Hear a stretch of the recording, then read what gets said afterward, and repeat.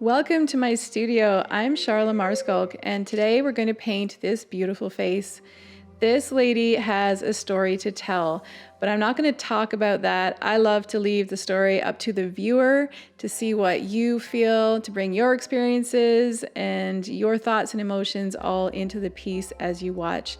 I will, however, give you a little bit of insight into how I paint and how I make my choices along the way. This piece took me about 4 hours to complete in studio, but I'm gonna speed it up for you here and you're gonna see it in under 10 minutes. I have my palette prepped and my canvas is ready, so let's get started.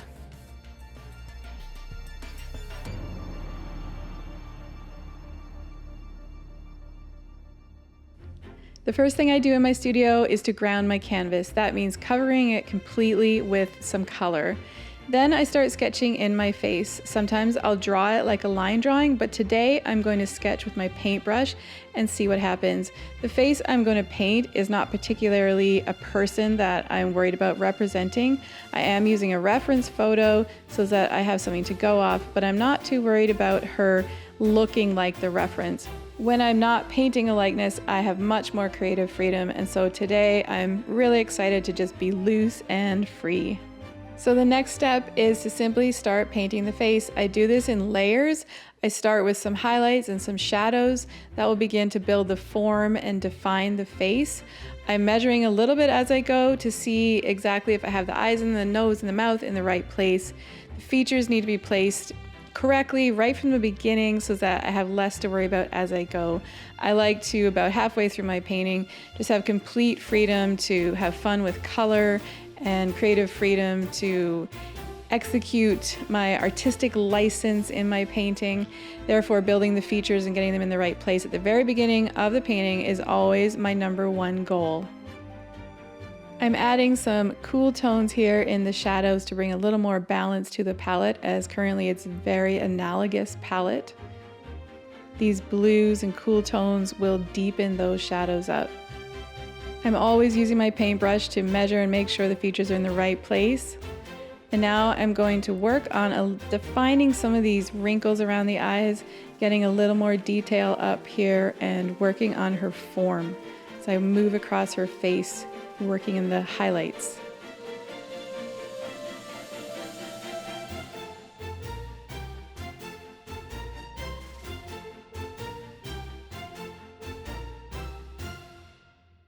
There's lots going on in this piece at this point. I've been working with a small brush and getting lots of details in. Because she's very wrinkled, I want to make sure I've got that depth built up before I get too far along in the painting. She's looking kind of maybe a little crazy right now. She doesn't have that soft look that the reference photo has. I'm definitely working towards that, but I'm not going to get too anxious, not yet. It's still really early in the painting, and I want to build her form. Expression is something you can work on closer to the end of the painting. You know, it really just takes 1 or 2 brush strokes to change a frown to a smile or vice versa.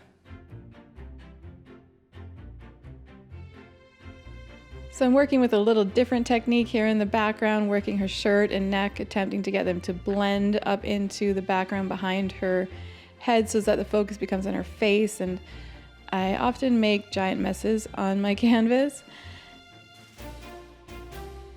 This pink is so much warmer than the rest of the colors I've been using so far, and it just works beautifully on her face and background. Now here I decided to go with some red, and she's looking a little crazy now with that red hair, and I'm going to have to figure out a way to blend that back in, neutralize it a little bit.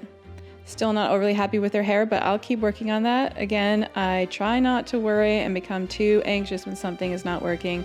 I just go back in and I work on the other parts of her face that need some deepening, and then I'll go back to her hair in a little bit when I'm thinking a little clearer again. I constantly move between the face and the background, deciding how I want the focus to work in the piece. I'm blurring her shirt and her neck a little bit more than I am her face, so that it works kind of like a lens blur into the background of the painting. And I really like how I lightened the background there around her face. Her face really moved forward into the piece when I did that. Back to the hair, adding a little bit of red, wondering why I'm doing that again. Orange is not working either, so I choose to go back in with gray and neutralize that hair a little bit. I work in a lot of layers. You can see that here. I am constantly layering my painting. That's why I want to make sure I work the whole canvas as I go, so I don't leave any what I refer to as thin parts of my canvas. So I try to work from top to bottom constantly, probably a million times over. I think one of the most commented on things in my work, especially here on YouTube, is how much I layer. Well, in person, when you see my pieces, you can really see bits of those colors coming through almost from beginning to the end. I love depth and texture, and layering is one of the ways that I work that into my pieces. Now I'm finally getting her neck area to a place that I'm really happy. It feels quite balanced to me now. I'm getting close to being done here. I just need to get this forehead and hair to a place that makes me feel happy. Adding some more layers, colors, textures, just really balancing that out.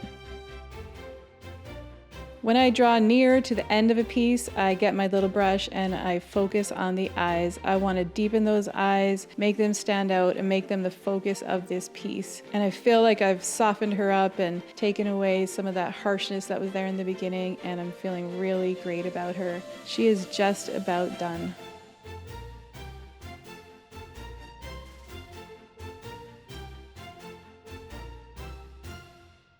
After I had completely finished her and she was dry, I decided to add my signature touch, which is embroidery. What I loved about the embroidery on this piece is that it covered that giant forehead that was giving me so much trouble during the painting process. She is complete, and I believe she has a powerful story to tell. Thanks so much for hanging out with me today in my studio. I'm Charla Maarschalk, and I will see you next time.